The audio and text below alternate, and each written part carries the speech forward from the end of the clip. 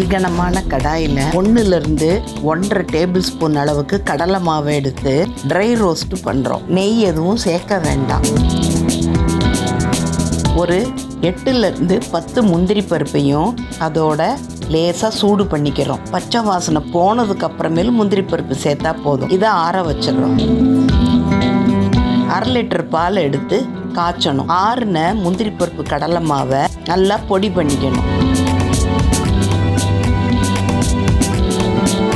பொடி பண்ணதுக்கு அப்புறமேலு அந்த 1/2 லிட்டர் பால்ல இருந்து கொஞ்சம் போல பாலை எடுத்து இந்த பொடியோட சேர்த்து நல்லா கலந்துட்டு மிக்சியில அடிச்சுக்கலாம். மிக்சியில அடிச்ச அந்த பேஸ்ட்டை நம்ம எதுல கிண்ட போறோமோ, பாயாசம் வைக்க போறோமோ அந்த பாத்திரத்தில் மாற்றிக்கணும். இப்போ நீங்கள் இந்த மாதிரி கிண்டும்போது கட்டிப்படும். மிக்சியில் அடிச்சிட்டிங்கன்னா நல்லா ஆயிரும்.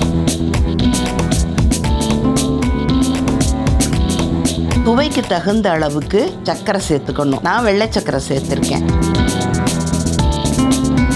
இனிமேல் தான் அடுப்பே பற்ற வைக்க போகிறோம். நல்லா கட்டி முட்டி இல்லாமல் இருக்குது. 1/2 லிட்டர் பாலையும் நம்ம சேர்த்துட்டோம். பக்கத்தில் இருந்து கைவிடாமல் கிண்டிக்கிட்டே இருக்கணும். ஏன்னா அடி பிடிக்க வாய்ப்பு இருக்குது. கடலை மாவு முந்திரி பருப்பு அடியில் போய் தங்கிரும். நல்லா பேஸ்ட்டாக க்ரீமியாக வரும். அந்த நேரத்தில் மிச்சம் இருக்கிற பாலையும் ஊற்றி நல்லா கிண்டிட்டோம்னா பாயாசம் ரெடி ஆயிரும். இதை பிரசாதமாகவும் செய்யலாம். தைப்பூசத்துக்கு, அப்புறம் வரலட்சுமி நோம்புக்கு, ஆடி வெள்ளி, தை வெள்ளிக்கெல்லாம் இது நல்ல பிரசாதம் மட்டும் இல்லை, குழந்தைங்களுக்கு இது கொடுக்கக்கூடிய ஸ்நாக்ஸாகவும் இதை நம்ம யூஸ் பண்ணிக்கலாம். பிஸ்தாவை தேவைப்பட்டாக்க நெய்யில வறுத்து இதோட சேர்த்துக்கலாம். டேஸ்டான ஒரு கடலை மாவு பாயாசம் ரெடி.